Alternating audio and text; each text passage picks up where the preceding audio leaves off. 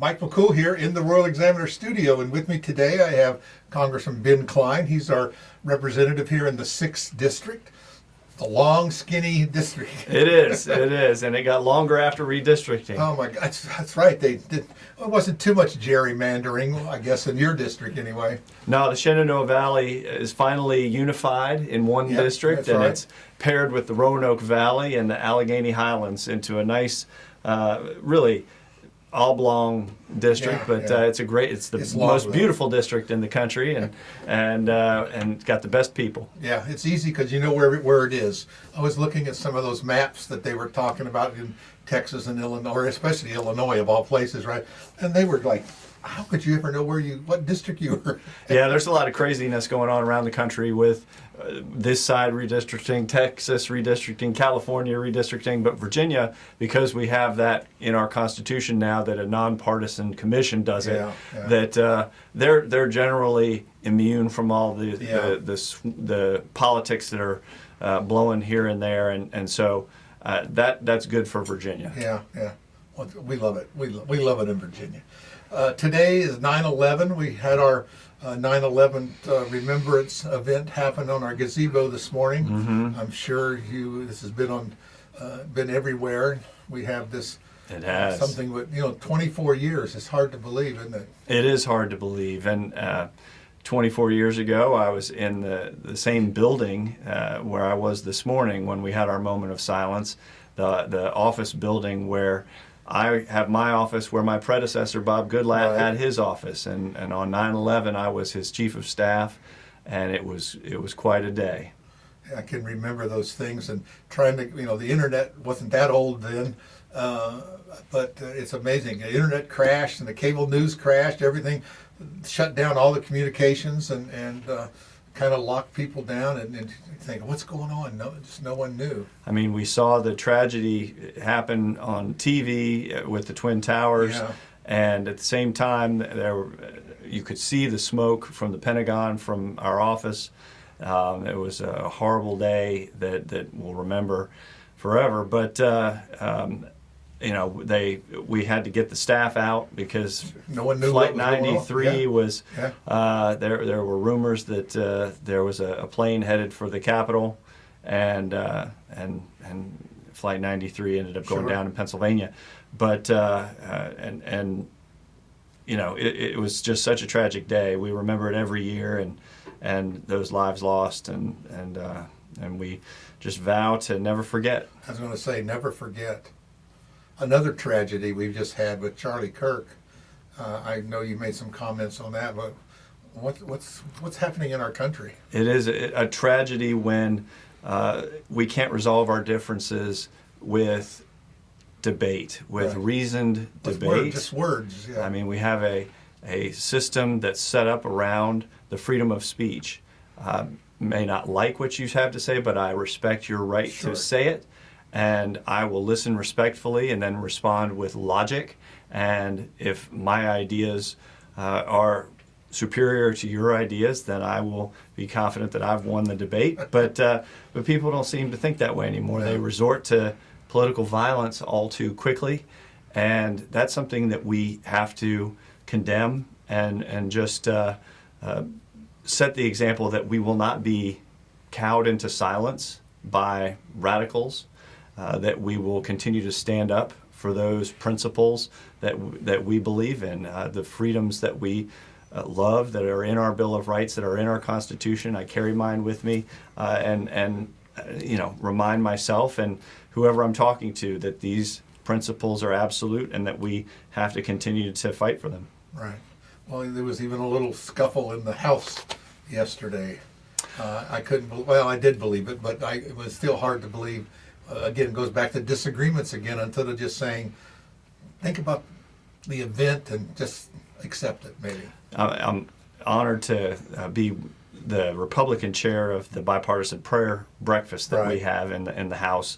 And Jonathan Jackson, Jesse Jackson Jr.'s son, is my Democrat co-chair. And we had our breakfast this morning and really just had to pray for us to work past our differences as parties, as people, and to just try and get along. And Yeah. in the House yesterday, it was, I think tempers were short. One member wanted to have a moment of silence for Charlie, and the Democrats did not want that. Some of them were shouting her down, and it was disappointing. Yeah, very disappointing. It's I always say we have to come to the middle in order to govern. Yeah. And I think people forget that. It's just like, okay, we're here to compromise. Yeah, and we pray for Charlie's family. He Yes. leaves a wife behind and 2 small children. He was only 31. I couldn't believe it. I thought he was much older than that. He just was mature for his age, I guess. He had so much wisdom. I couldn't believe he was. He was scheduled to speak at Virginia Tech, so many I know were looking forward to seeing him and hearing from him, because he came from a Christian background and belief system, and advocated for his conservative principles from that belief system, and it's very similar to the way that I think and a lot of Sure. others think, and so for that to be under attack by someone just for the fact that he was trying to express himself is of concern for conservatives Sure. across the country. And I want to tell them and want to show them that that we've got to continue to exercise our free speech rights, Yeah. speak out for those values. We can't let those who want us silenced win. Right. And just accept it's okay not to agree. That's right. It's just okay. That's right. I always like to tell people, this too shall pass. I hope you're right. We go through ebbs and flows in this country. We have turbulence through Yeah. decades Yeah. past in the 60s and 70s, and we got through that. And I do believe that cooler heads will prevail, and Right. that we've got to have a positive outlook on the future, and Sure. believe that our best days are yet to come. Yeah. Let's talk about the big, beautiful bill. Oh, okay. That's something that's new. That's in the news. That's And, definitely. What's your comments on that? Definitely an important step forward in making sure that we avoid the largest tax increase in American history. The tax cuts of 10 years ago were set to expire at Right. the end of this year. People forgot that. It would have been a several $1,000s tax increase on American families and on American businesses, and that would have been passed through to families and the increase in cost of goods and services. So to avoid that tax increase was critical. And in addition to that, we were able to include new provisions to help working families, to make sure that no tax on tips, no tax on overtime, no tax on interest for cars made in America Right. purchased. That's a great incentive for people to buy American. And also making sure that we added a new senior tax deduction so that seniors can save on their Social Security taxes, make sure that we provide them with some savings as well. Because seniors are all too often on fixed incomes, and with the inflation that we saw over the last 4 years, they needed some relief, and so to include that as well. And so we're excited about the bill. We are getting rid of waste, fraud, and abuse across government. DOJ is working hard to get rid of waste, fraud, and abuse in the executive branch agencies. And then this bill also addressed Medicaid, which is health insurance for those who are either who are unable to get health insurance, generally seniors, children, pregnant women, the disabled, and making sure that they are protected. But then the category of individuals, working adults, people who are of working age, who aren't under those categories, would need to get a job in order to keep their Right. Medicaid coverage. And that was controversial for Very many. But, for those of us who were around in the 90s with Bill Clinton, work for welfare was a common theme. Yeah. I was watching the videos as the news media keeps pulling out the videos from the archive, and we're hearing the other side. We'll use them as and they're saying exactly the same thing that's being said by the other side, and it's like we can't agree with that, but you were trumpeting it. It was your message. Exactly. Yeah. We're putting into effect those things on which we governed. The Yeah. idea that in Yeah. order to get welfare, food stamps, that you need and if you're of working age, then you need to get a job and show that you have one. And we even broadened it out so that if you couldn't find a job, as long as you were looking, then you still could even qualify. go to a trade even. You could even volunteer. Yeah. And if you volunteer for a nonprofit, then you still got your Medicaid or your SNAP benefits. Yeah. So all of these welfare benefits will continue to flow for those who are eligible and who are willing to work to get them. Yeah, yeah. I just amazing. I'm watching on the YouTube people complaining about, well, I got $4,300 in SNAP. I'm thinking, first of all, $4,300, you know, and the comments come back, $4,300? I don't even make $4,300. Yeah. How much food can you buy?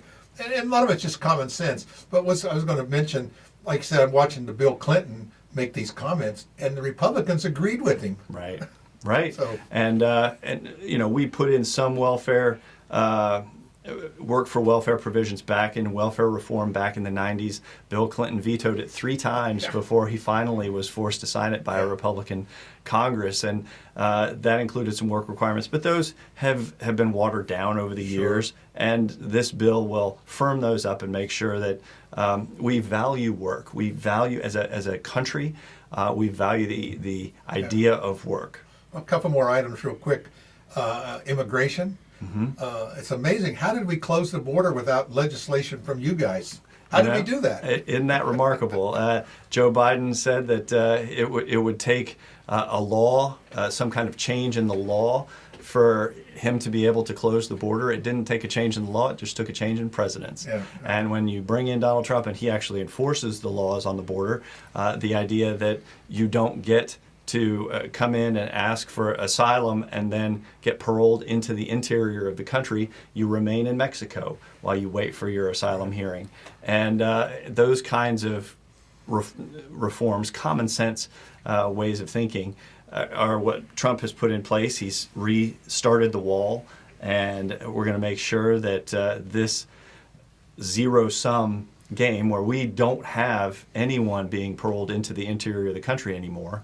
I mean, it's been zero for the past 2 quarters, and it was never zero before that for decades. So he's achieved something that's never been done, and now we're looking at repatriating those criminals and others who came to this country illegally during the Biden administration. We're finding out who they are. Tens of thousands of single male Chinese coming into this country, wanting to know why they're there. Why they're coming in. Drug dealers are coming in, and child traffickers, sex traffickers are coming in, and they're being repatriated back to their countries of origin. An important process that is something that should be done, and we're glad it is. Yeah. Well, like you said, you've been busy. I've been reading your 6 district perspectives, and we do republish those from time to time. And I think people need to know what's happening in our area, what's affecting the 6th district. I think it's important to be abreast. Like I said, even if you don't agree, you need to be aware, because how can you disagree with something you don't know anything about? That's right. That's kind of, well, I guess they can, but well, we talk about all the legislation that's passed in the week prior. The appropriations bills are what we're working on right now, and got $17 million for widening 81 in the transportation bill that just passed out of committee. So we're excited about that possibility of widening even more. Right now it's frustrating because you're hitting construction zone after construction zone, and it's unfortunately going to take a few years to get that 3rd lane added, but the fact that we're getting it done is exciting. And then making sure that folks are informed about the folks who are coming to visit me in Washington, the meetings that I'm having back in the district or in Washington, the not just appropriations, but Judiciary Committee work that we're doing. We just passed out a bill yesterday that would make sure that there's protection for firearms dealers. The Biden administration weaponized the ATF and sent them after licensed firearm dealers and tried to close them down for minor paperwork violations. We're providing them with some protection so that they can correct those paperwork errors and still stay in business.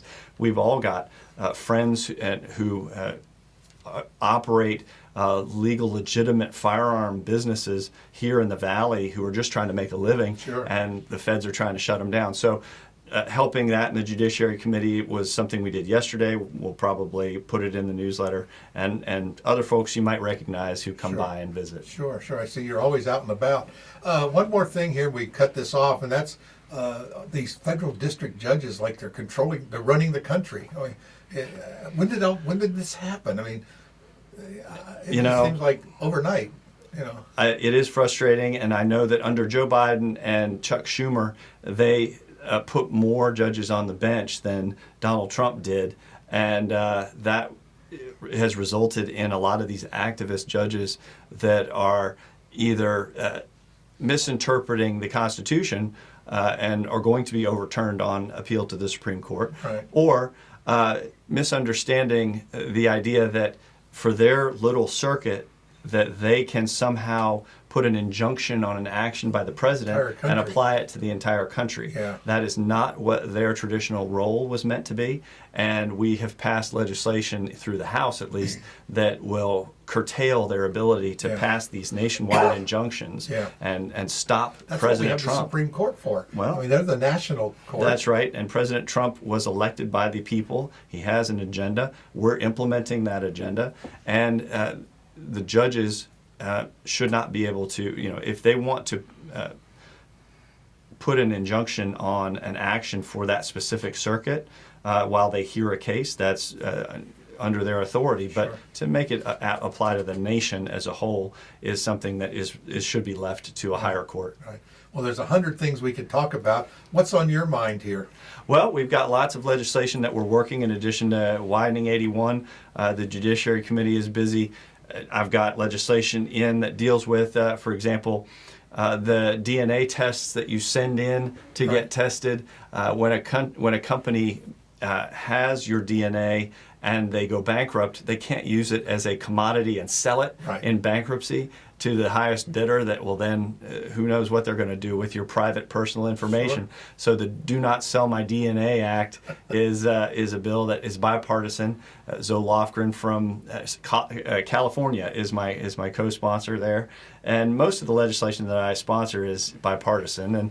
And we've got legislation to reform the way that small businesses are treated in our regulatory process, and a number of other bills that are designed to improve the way that the federal government works for the people of the 6th District and the country. We appreciate things, all you do, and even what the other side does. We appreciate people because, I think we need to be aware of what's happening in our government from local to national. Absolutely. And, I appreciate you coming here from time to time and kind of filling us in on what's happening, and we'll keep our viewers and readers abreast of all your actions. It's always great to be in the Valley. I'm just coming back from a week in Washington, and you cross over the Blue Ridge and you just can look refreshed. Feel your pulse slowing, you're relaxing. And I encourage my colleagues and anybody who will listen to come out to the Shenandoah Valley and relax a little bit. This is a beautiful time of year. When Bob Goodlatte would always stop in too, and that's what he said too, same thing.